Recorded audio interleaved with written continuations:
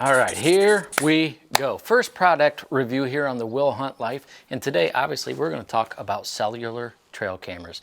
We are here at the end of July, just under 2 months away from opening day of deer season here in Ohio. And I hope that you have pretty much all your trail cameras already set. I've got 95% of mine out in the timber doing their thing, getting that inventory and getting the reconnaissance work done.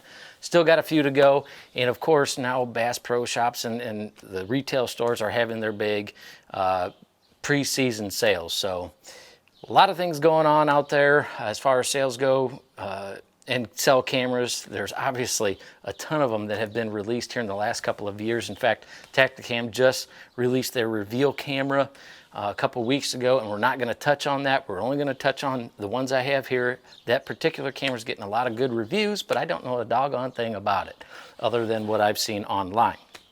These are the ones that I've used.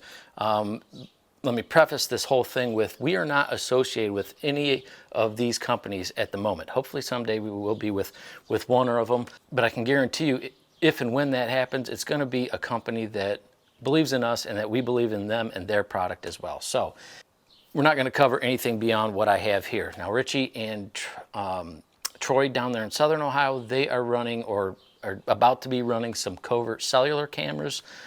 I don't have one. I've got a few covert non-cellular cameras. We'll talk about those in a little bit because they're going to have to do with one of the products here. But we're just going to cover 4 different cameras or 4 different brands and go from there. So without further ado, let's start with the StealthCam Fusion, brand new Fusion. They just released this camera earlier this month. It came out, of course, was announced at ATA show, I believe, in January, and this is my first one. Now, going back to my prior years, this is one of the companies that I have worked with in the past. I've got probably 15 or 20, I don't even know anymore, of their non-cellular cameras. Never really had an issue. In fact, they were one of the first trail cameras I ever had back when that big black one, it was probably dang near as big as your mailbox. White flash, that sort of thing. And since then, they've obviously gotten smaller, more convenient, better user interface, so on and so forth. So I've got a lot of experience with non-cellular stealth cams. And I kind of like them. Back in the day when they first started bringing out their smaller versions, there were some issues, no doubt about it. But since then, I think they've upped their game across their entire range. They're a good middle price type camera. So I don't have, and I'm not going to go crazy in depth with the Fusion. Reason being is I literally just got them about 2-3 days ago. I've got one set out in the backyard here. This one is still in the box, obviously. So I don't have a lot of experience just yet, but I have found a few things out. So here in our review, we're going to try to cover picture quality, trigger speed, flash range, battery life, app for these cellular cameras, and any issues that I may have incurred. In the comments below, I would love to hear what your experience with any of these, if you've had problems, or any other of the brands out there, what ones you like and why. So please leave us a comment down below and get back to us on that. But in the meantime, and if you have any questions on these, in the meantime, let's get started. So far, not a whole lot of issues. One thing about all of these cameras, they are getting easier to set up. Some of them are still a little bit more difficult than others, but this was by far the easiest. This and the SpyPoint. For the StealthCam, all I had to do was go into the new command app that they just dropped and activate my account. So you plug in your email, a little bit more information, and then you go to add a camera. Once you're there, there's inside the battery door, there is I think it's a QR code. Put your phone up to it, boom. It activates the camera and pops up on your app. Pretty slick, pretty simple system. Picture quality, touch on that real quick, is pretty good. I'm not going to complain one bit. Now, again, I don't have them out in the field yet, so I can't totally attest, but here in the yard testing them, it's pretty good. One of the top ones, I think. Trigger speed's a little slow. I think 0.8 seconds is what they advertise. Flash range is kind of average at 80 feet. I've got some stealth cams that reach out, I think, 100 feet. So, you know, it reaches out there a little bit, but not crazy far. Battery life, Can't speak to that obviously at this point because they've been in the yard here and I've been running off a battery box. And we'll touch on that here in a little bit too. So far, ease of use. In regards to the app, it's a little bit different than most of the other trail cameras that I have other than the SpyPoint. Very similar to the SpyPoint in that everything is handled by the app. You don't do a doggone thing to the camera. There's really only an on-off switch and a sync button for you to sync the app to the camera or the camera to the app. So it's pretty straightforward. As far as the app goes, once you get your camera set up, you can change your settings. I did have a question on that. In fact, I talked to StealthCam just yesterday. I was having an issue that is, I don't even know if it's an issue. I had my camera, I like to run them on burst mode and get 3 pictures. So I was in my custom setup. They have 3 different setups that you can do on the cameras or in the app. You have custom setup and then 2 quick setups that you can't really control a whole lot with. In the custom setup, you can control how many pictures, your picture delay, obviously your camera name, and a few other odds and ends, and how often it uploads. Well, I like to have my pictures sent to me instantly, especially when I'm testing a camera. I want to make sure it works, or when I first put it out in the field, I want to make sure it's working before I walk away from it. So setting it on 3 burst mode with instant does not work. You're going to get the first picture and that's it. Again, I spoke with StealthCam yesterday and the technician wasn't really sure, to be frank. No fault of hers. She wanted to talk with the developer. I haven't heard back, but in the meantime, I think I figured it out. You can set these cameras to send you a picture as soon as it takes it. Now, the downfall is that while it's sending you the picture, it's not taking another picture, okay? So hopefully you have good signal, number 1, but again, you're only going to get 1 picture, whether you have it set on a burst of 2, 3, 4, 5, 6, and I think it goes up to 8, maybe even. But you're only going to get that 1 picture. If you want to get the group picture or the shot burst, you have to put it on instant group. Once I did that last night, or maybe it was even early this morning, boom, I had pictures coming to me in groups. I had the 3-shot burst, so figured that out. It's got a picture tracker, so in the app itself, it shows you when you're getting the most pictures during the day, and it's divided into daily, monthly, weekly, I think, and you can see when the peaks of activity that are in front of your camera are. So that's kind of neat, pretty cool. Flexibility, again, you can set a variety of things. About the only thing it doesn't do is it doesn't do video. It's only a picture camera at this point. I don't know if a firmware update will come down the road, and it'll take video. That I can't answer, but it only takes photos. And again, they're pretty solid. The one thing on the app that was kind of confusing and I'm still not sure of is in their old StealthCam remote app, and even in all these cameras in their apps, is you have the ability, once you change your settings, any particular setting, you hit either save or apply settings, and when the camera next time it communicates with the server, it will download those settings. StealthCam app is different. You can change all those settings, but there's no save button. So I'm a little confused. It seems to work right now, but maybe it's just a mental thing. I feel more secure knowing that I hit save, it's uploaded to the server, all my new settings are uploaded to the server. I don't know. But so far, that part seems to be working. So anyways, that is kind of it for now for the StealthCam Fusion. Good picture quality, good trigger speed, flash range is pretty good, and battery life is to be determined. We'll talk about price point and data plans at the end, for all of them at the end. Moving on, I'm going to talk about SpyPoint. Now this is a box because my SpyPoints are in the field, and I have 2 of their new CellLink units, and I also have a CellLink, or I guess it's a micro, SpyPoint Micro LTE. Okay, so as far as picture quality, middle of the road, even on the high quality setting, not terrible, not great. I can tell what animals are. I've had my SpyPoint Link Micro for just over a year, I believe. and I used it quite a bit last year. They just came out with the Verizon version. Hopefully that connects a little bit better than I have the Universal, and it does have connection, but it's pretty spotty. And the AT&T around here would be a no-go. So picture quality's mediocre. Trigger speed, you have two options within the app where you can set it for fast or optimal. I've tried both. I haven't seen a big difference, but trigger speed seems pretty average. I don't even know what they advertise, frankly, for the Link Micro, but I'd say it's average. Flash range is pretty good. Again, I don't know what they advertise. I'm going to say it's 80 feet, and I would say you get that for sure.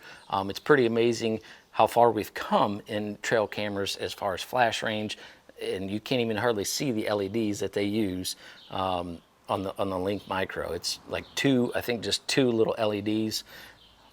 It's amazing. So anyways, that's flash range. Battery life,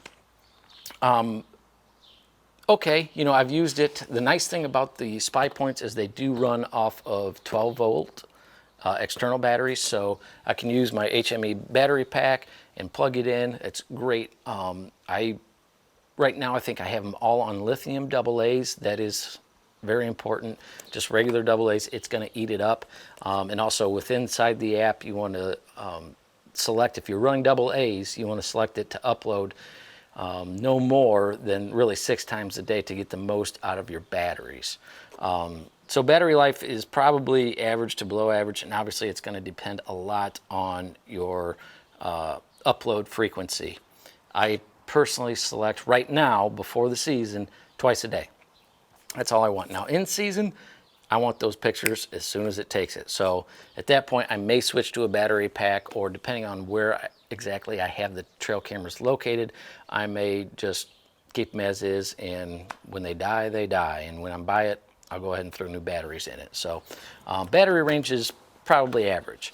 As far as the app, they just introduced a new app just yesterday. I haven't had a ton of time to play with it, but I can tell you right now, I like it better than the old app. The old app had some issues, nothing crazy major, but it wasn't crazy easy to use, that's for sure. And every time you opened it, you had to log in. Now, you open up the app, boom, there's all your cameras. So if I go ahead and log into my SpyPoint app, obviously I can see the list of cameras and go into each of their statuses. I can see their signal strength, the battery level, SD card, how that's doing, how much space I have left, when the camera last communicated with the server, make sure everything is going according to Hoyle there, the current temperature as far as when the camera sent the last status report, the model and firmware version, of course. From there, again, obviously I can send or I can check out all my photos for each camera. When you first log in, it will actually show you all your photos, but you can go in and check on each individual camera and see what photos it has sent your direction. I can check out the plans. I can purchase a plan, make changes to my plan from within the app. And then of course, under settings, you're a little bit limited with the micro and the cell link, but it's a photo camera only. You can set your delay from instant to all the way up to an hour. You can only do 1 or 2 multi-shots, and you can set your sensitivity from low to medium to high. Cellular setup is how many times per day that the camera is actually going to communicate with the server and send you information. I currently have it set only on 2 times per day to conserve battery life. As the season comes around and starts, I will set it up, of course, for every detection. I want to know what's going on in front of my camera, but right now I'm just saving battery life. Under advanced configuration, that's of course where you would set your date and time, your temperature unit, power source, your trigger speed, which is either optimal or fast, and I honestly haven't seen a big difference between the two, and then the quality of photo from low to high. They have a photo tracker. It used to be free. It's no longer free. It's an add-on subscription. It's a pretty flexible app. The one thing that I cannot stand about it is the delay. You have a 10-second picture delay or delay between pictures, and then it goes to a minute. I particularly like a 30-second delay, depending on the food source or what I've got the camera set over. I prefer a 30-second delay. Now, if it's just a trail or a food source, I may put it on 10 seconds, but I rarely put a camera on a minute. I'm 90% of the time between 30 seconds and 10 seconds, somewhere in there. So that bugs me, drives me kind of crazy. So something to think about how you might use it. Now, price point, these are great. Again, we'll talk about that later. Sensitivity, I want to talk about that. The camera in particular, seems to be very sensitive, and you have a low, medium, and high sensitivity setting that you can change with inside the app. And I haven't noticed a big difference. In fact, right now I'm kind of upset because I just purchased a new plan. I think it was 250 pictures over a month. I have it over a bean field, not expecting a ton of pictures, and I've gotten a ton of pictures. And there's nothing in front of the camera. The wind hasn't been blowing anything real crazy, so not sure. I've moved it from high to medium to low. It seems pretty sensitive even on a low setting, and it wasted a lot of my pictures, and I've used all of my data up in like 4 days. So something to think about there with any trail camera is making sure that they have a clear view of what you want them to be aiming at. So no 30-second delay, no video mode, but again, price point, not necessarily a big expectation is to have a video mode when you're spending $150 on a camera. Right now they're $100, just so you know. You can get them on some of these sales for $100. So pretty good. All right, so moving on. The SpyPoint CuddeLink. It's not a camera, it's a little unit that turns your non-cellular trail camera into a cellular trail camera. Pretty neat idea. Cheapest price point of anything up here. And how does it work? I've had mine for just about a month, I think.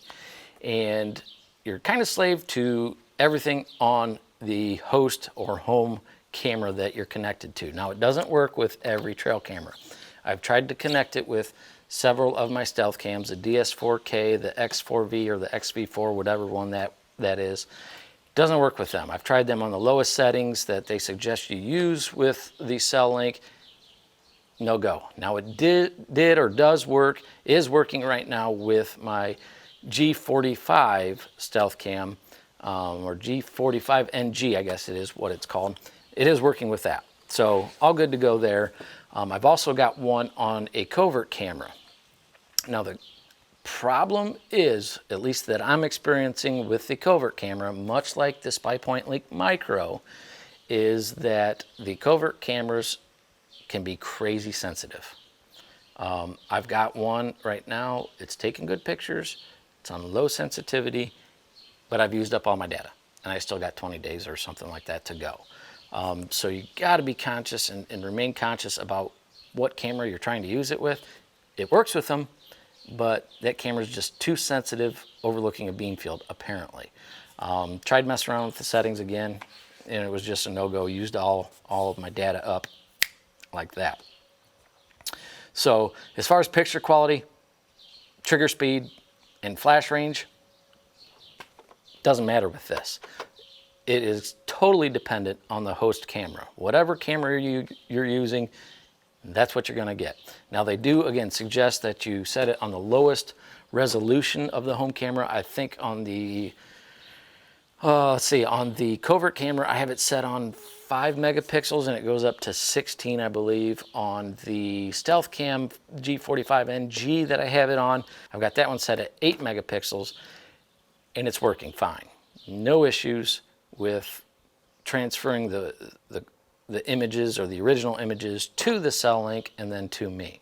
So basically what the CuddeLink does, it's a little unit, again, it's right there on the box or you can look it up, is it's connected to your camera through a USB cable. Said USB cable on the one end has a regular size SD card that plugs into your host camera. That cord transfers from the SD card to the CuddeLink. Then it processes the image, makes it into a smaller image, and sends it to the app or to their servers and down to your app on your phone. So pretty neat idea, cheap price point, but it does have a couple issues. You're a slave to the home camera. You cannot adjust any settings really other than upload frequency. Once you set your camera and walk away, that's it until you go back to that camera to if you want to change some settings, so on and so forth. Again, same sort of deal. They have a picture tracker, which is kind of neat. I don't have it. You can sort the animals, blah, blah, blah. But it's an add-on. Used to be free. That's kind of it, I guess, for the SpyPoint Link Micro and the SpyPoint Cell Link. Pretty good, not the best, in my opinion. All right, moving on to the Cuddeback CuddeLink system. This is a system that Cuddeback came out with several years ago, and I think it's pretty awesome. I've been running them since early June, I believe. And there are a couple different setups and ways to set up the system. First off, you can get cameras singly or in a 4-pack, or there's another kit that has the cellular home, which I have out in the field, that comes with, you can order it with 2 remote cameras or 3. And then there is also, if you don't want to do the cellular plan, a home base that can act as a home or as a repeater. And the way it works is you have a home base. It can actually be one of the cameras. It can be a home base, or it can be the dual cell camera, which again, I have out in the field. And basically, you put all your cameras out in the field, and they've upgraded the system. It can now handle up to 24 cameras that report and back to the home base. It's collecting all your pictures right here. So you only have to check one camera, or you only have one camera sending you pictures. Pretty awesome, really. It's like I have 8 cellular cameras out in the field right now, and I'm only paying one price for all of those cameras, and it's not a horrible price either. So it's a pretty cool system, but it does have some flaws. Before we get to those, we're going to talk about picture quality. I think it's probably, to be honest, probably the worst picture quality of, at least cellular wise, of any of the cameras up here. I think their algorithm is off a little bit as far as contrast, and the flash, even though I don't think it reaches out as far as some of the cameras, you lose a lot of detail.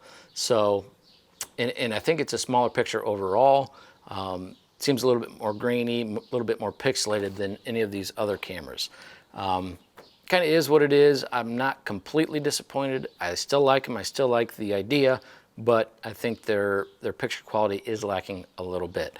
Trigger speed, obviously, Cuddeback, they've been known forever for their trigger speed. I think these are the same at something like 1/4 of a second. Pretty doggone fast. No problems there. Battery life is kind of yet to be determined. When you get these cameras, they come with a battery pack on the back that runs off of 12 AA's. 12 AA's, y'all. But you think about it, these are doing a lot of work, but that's still a lot of batteries. Or you can get their D-cell battery pack. You just take the A-cell battery pack off and put on a D-cell battery pack that holds 6. The thought being that the camera or the batteries will last longer because they tend to run less energy through them in order to do their work. So we'll see. I've had my cameras out since the beginning of June, I believe. No issues so far, and I'm hoping there are none. Now, granted, I've got them in kind of low traffic areas, especially for this time of the year, thinking they're going to play a very important role later as the season starts here in about 2 months in October and November. And hopefully they're still operating and I don't have to go in and change batteries at all. And of course, they've got a 12 volt. They're actually, I believe, a 9 volt. I did a lot of research, 9 volt system. So you've got to be extremely careful. You can't run them on a 12 volt battery pack unless you run a regulator, and their hookups are actually proprietary.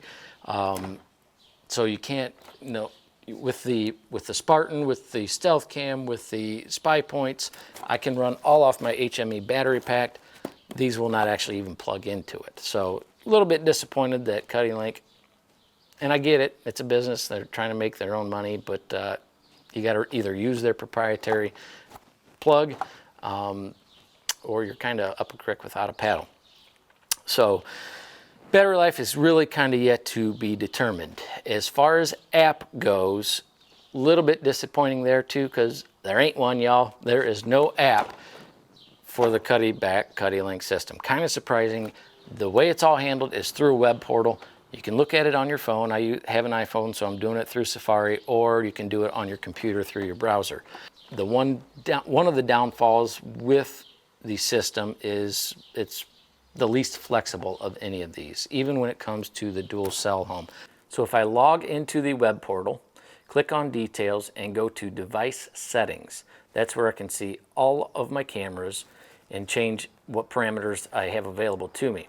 Inside there, I can go into the cell image rate, which tells me how many images that home camera has to collect before it will actually send them to me. I currently have it set on 10. You can go with 1, 2, 5, all the way up to 30, or you can set it on hourly. Can send, again, cell rate. The cell report is going to give you your camera status and the health of the camera as far as battery life, how many pictures are on the SD card, and what the signal is of signal strength of that particular camera. And cell report time is what time the report for all your cameras is gonna come through. That's probably the biggest downfall of the system as a whole, is that there's not a lot of flexibility as far as changing parameters. Setup's pretty easy. If you've ever used a Cuddeback camera, it's pretty easy. You put your home camera out there, select the channel that it's on, that all the cameras are gonna go on, make sure it's set as your home camera, and then you go start placing your cameras. And you can set them up as a repeater, as a home camera, and you set it to the correct channel. Check your, I think it's called the CuddeLink level, to make sure that it's got a large enough or a good enough signal with the home camera. They suggest, I believe, 20. I've actually got some cameras that are running at about a level of 15, but they're still connecting and sending me pictures. So that's still working for me. Obviously, once you get up above 40, they consider that a good signal and that you're not going to have any issues. Now, when it comes to the cameras themselves, pretty solid. I've got mine all set up to take a 20 megapixel picture. It's recording it to the internal SD card, or the SD card that's in the slot, but then it's downsizing to send to the either home base or the Cuddy dual cell camera. The one downfall, they just updated to their Gen 2 firmware. It's not a requirement, and I don't think it does it over the air. In fact, I'm sure it doesn't do it over there. You have to actually physically insert the SD card and run the update. In the old firmware, you could run on advanced mode, you could run your delay, and you could run a burst mode. The new advanced mode does not have a burst. You can only take one picture. You can still set the delay as low as 5 seconds, but it does not do a burst. The downfall with that is I like to run my cameras in burst, no matter what. At the same time, with the CuddeLink Cuddebacks, you're only getting the first picture out of any burst anyways. If I got camera number 3, I've got it set to do a 4-picture burst, you're only getting that first picture. Another somewhat downfall of the system, but in the same token, you're still getting a picture, and it's still like you have 4 cameras out there that are cell cameras when they're really technically not. In the new Gen 2 firmware, what you can do, and the way I'm running mine, is setting it on surveillance mode. If I've got it set on 2, which is what I have most of them set on right now, it's going to take 2 pictures, and I believe their reset time is 2 seconds. 2 seconds later, it's rearmed, reloaded, ready to take another picture. Now again, I'm only getting that first picture, but you know, I can't set a delay on it. So that's the way it is. Again, flexibility, not the greatest of any of the cameras. It's actually probably my least favorite function, or least favorite of the cameras as far as that goes. They're just very limited on that. Another downfall, those suckers are big. I mean, look at the size of that. And they're heavy too. This is, the home base actually runs on D cells. All the cameras, again, can run on A or Ds, but that's a big camera, y'all. And the dual cell is actually, the actual home base is even bigger than this. That's big, especially when you consider all the other cameras and how much smaller they're getting. That's a big camera, and you know, if that doesn't bother you, it doesn't bother me. Perhaps a bit nitpicky, but the Genius mount that they have ain't so genius in my opinion. The idea behind it, you can put screws into the tree, and then I think it would be fine, but then of course you can't do this number. Now they do make, of course, a flexible Genius mount that you can move up and down and left and right. But the one that comes with the camera, not so genius, because if you're using just the strap, no screws, the camera is so big and so heavy it wants to lean forward on its own, and then you're doing the whole put the stick in behind the mount type thing. And also, how expensive can nylon webbing be? That's all you get. I mean, you look at that, that's not that big a tree. I like to put my cameras on a little bit larger trees so they're a little bit more hidden from the game and from any would-be thieves. That's a small strap, very short. Nitpicky, yes, perhaps, but something you might want to take into consideration is that you may have to be getting some new straps. But overall, the CuddeLink system is pretty awesome. They're not the cheapest cameras, they're not the most expensive cameras up here. And again, it's like you're running multiple cameras back to a cell camera or to a home base, whether it's the home base or a camera, and it's like you have a bunch of cell cameras out there. So pretty neat deal. Frankly, I like them. I really do.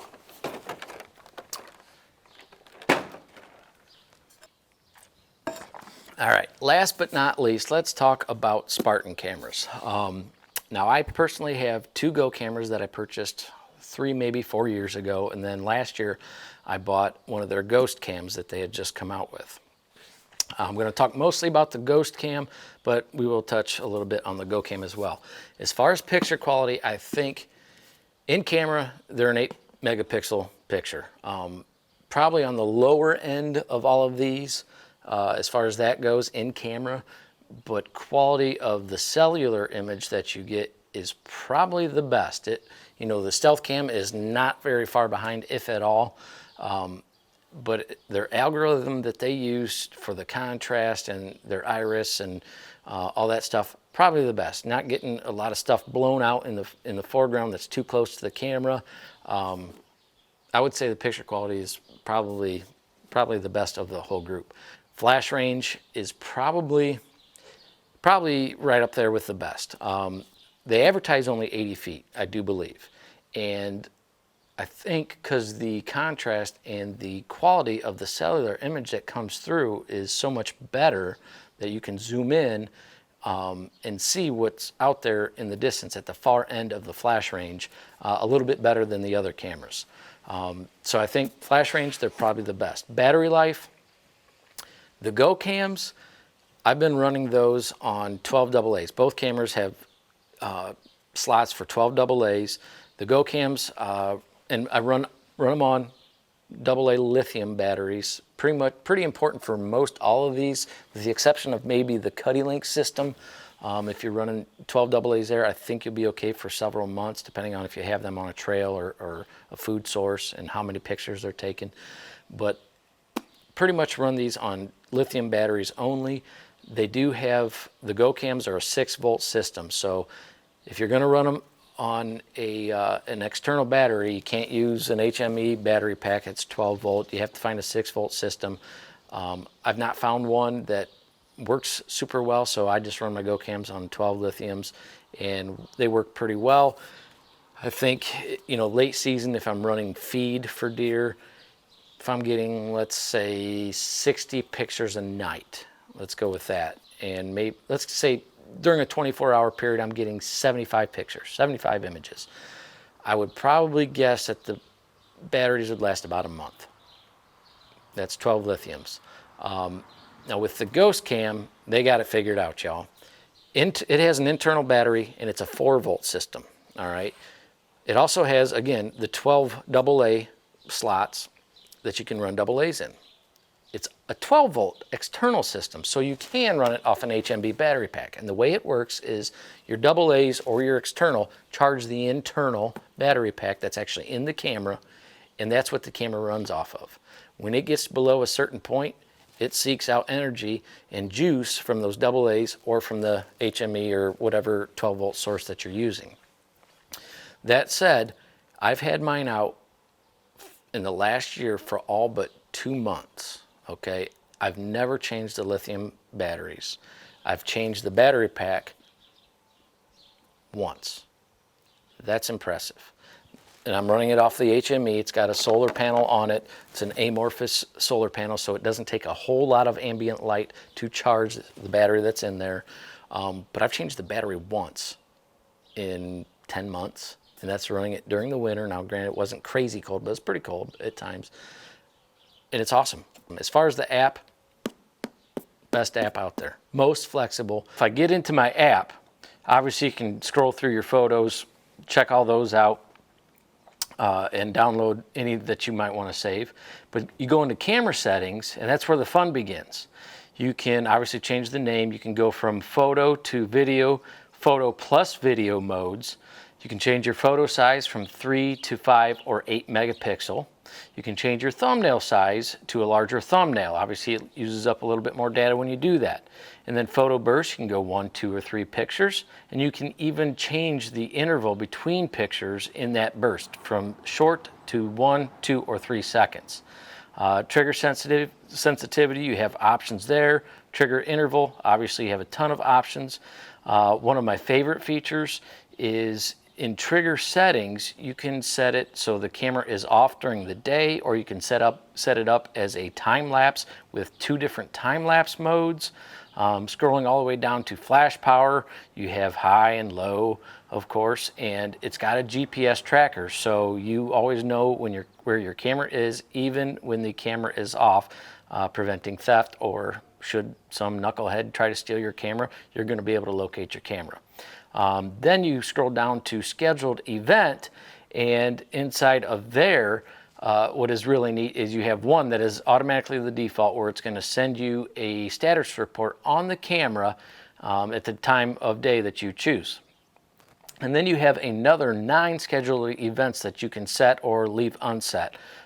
You can go from event types of, again, not used, to batch sending and take a photo. You can have it take a photo and send it to you at the time of your choosing.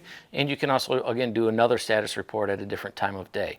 And as far as the batch sending goes, the really neat feature there is that it saves battery life. I can set my camera to send me batch photos at every 3 hours, 4 hours, or twice a day, even once a day. So if I set it twice a day, 10 a.m., 10 p.m. At 10 p.m., I'm going to get all the pictures that it has taken from 10 in the morning until 10 p.m. and vice versa. 10 in the morning, I'm going to get all the pictures that it took from 10 p.m. till 10 in the morning. Pretty neat feature. Again, battery saving. Come season, I'll probably set it up to send me pictures instantly. One of the perhaps best features, or maybe even my favorite feature that isn't even a function of a setting, is with the Ghost Cam, you can check your battery level. Each status report, you're going to get a status on the entire health of that camera, from your SD card to how many pictures it's taken this month and pictures lifetime. And then my favorite is it's going to tell you how your battery's doing. Again, the app is probably the most functional. Pictures are the best. Trigger speed, middle range, flash range, probably about the best. And battery life, especially when it comes to the Ghost Cam, and the flexibility of having a 12-volt system being able to be plugged in, by far the best. So I think that pretty much wraps it up on these cameras as far as the cameras themselves and the apps. When it comes to picture quality, trigger speed, flash range, battery life, some of it's still to be determined. I think that pretty much wraps up that part of this review. Now, when it comes to price points of the cameras themselves, we kind of run the gamut here, if you will.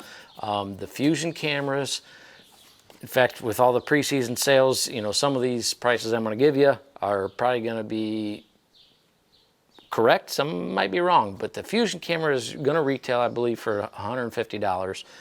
Right now, you can see them in stores. I just saw an advertisement for $120.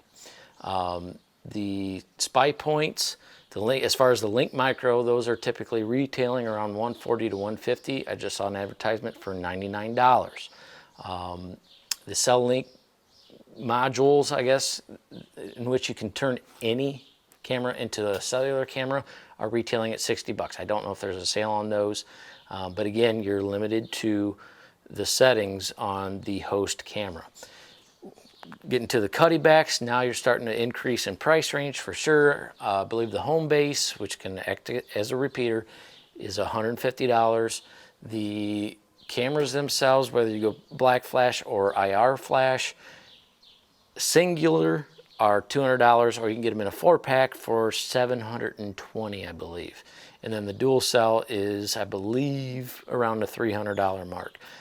For what you get, they're right in there, in my opinion. And then the most expensive camera of the group is the Spartans. The Go Cams currently are a little cheaper because, of course, they introduced the Ghost Cam last year.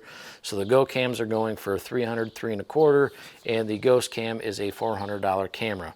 You know, is this a case? Are these a case of you get what you pay for when it comes to all-encompassing camera, app, and data plan, which I'll cover in a minute? In my opinion, the Fusion camera, picture quality-wise, is going to be very close to the Spartan camera. The Spartan camera blows it out of the water when it comes to app functionality and flexibility. Like the Fusion app or the StealthCam Command app, I've only had 2 or 3 days to play with it. I like the photo tracker in it. Still a little bit iffy on some of the functions. I think the SpyPoint app, especially the new one, again, they just released it yesterday, so I'm still playing with it a little bit. Looks to be pretty solid. And the Cuddeback, no app, web portal is how you access it. But it's middle of the road with what it's trying to do and what you get, all the remote cameras going back to one that can either be just a home base or a cellular camera. That's pretty awesome, especially at the price point. But for my money, considering the app and how good the quality of the pictures are, I can't beat a Spartan right now. That's the way it is. Now, if you guys, again, have a comment about what you're running or a question, leave it in the description down below, because we'd like to hear if there's something better out there as well. When it comes to data plans, you can't beat the Spartan. Now, there's another way to get your data plan and get your Spartan pictures. If you have a question on that, please hop over on our Facebook or our Instagram and send us a private message, and we'll help you do that, because right now I am paying $8 a month for unlimited pictures. No joke, $8 a month for unlimited pictures. The rest of the cameras are at least double that for unlimited pictures. Mr. Motorcycle going by, sorry about that. The Cuddebacks, that system, yes, I'm running 9 cellular cameras in essence.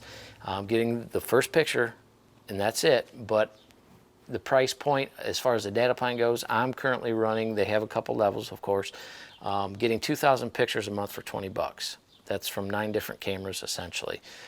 You can get the unlimited. I think that's like $40 a month. The way I am using them and have them set up, I'm not going to burn up 2,000 pictures, I don't think. Maybe later in the fall when things get cracking, especially on that Acorn Flat. That remains to be seen. But the Stealth Cams, they have a free month. Comes with a free month. As soon as you activate it, you're set for a month. Kind of a nice idea in that once you put it out in the field, you can kind of estimate during that first month what size of plan that you need. I think their base level is 650 pictures for $5 a month, and it just goes up from there. Of course, if you pay annually, you get a little bit of a price break, and that price break, the margin spreads there from month to the annual subscription, the higher plan you go. As far as the SpyPoints, they used to offer, much like their photo tracker or sorting app, that used to be free. They used to offer a free month. It's now down to a free 7 days. Hopefully it comes back to a month. But you can kind of get a feel within that first 7 days of exactly how many pictures your camera is going to be taking, and go from there. Their base plan is 250 pictures, and it's $5 a month, or $4 a month annually, and then it goes to 1,000 pictures, I believe, and that's $8 a month and $6 a month, or 10 and 7, something along those lines for 1,000 pictures. And then their unlimited is $15 a month, or $10 a month annually. That's not terrible, but if you're like me, I don't run them all year long, so I run them about 6, 7 months out of the year, maybe 8 at most. So the annual plans just don't really work for me very well, and that's, I think, where the Cuddeback system will shine, especially when, if and when I want to shut it down. I can do that, and I can go straight back to the home base camera and just go pull a card when I want to pull a card and get all the pictures from my remote camera. So overall, I still think the Spartan is the best camera all around. And again, if you have a question on how to set up a data plan, shoot us a private message on our Facebook or our Instagram. I'll get you set up there. Or you can still buy it through Spartan and pay whatever price they have on their website. But I think that's it for this first official review, product review on the Will Hunt Life. Hope you learned something about these particular models of cell cameras. Again, we're not affiliated with any of them. Hopefully we're affiliated at some point with one of the brands. I like them all for different reasons. There's a few I like better than others. But that's a wrap. Again, hope you liked the review. Please like, share, and subscribe. We've got some more reviews coming up. Hunting season's not that far away. And we've got some hunts from prior years that we'll be showing here in a little bit. But that's it. Peace out. We've got Mr. Crop Duster that's about to fly over. Until next time, go out there, live the Will Hunt life, and enjoy your time out in the outdoors.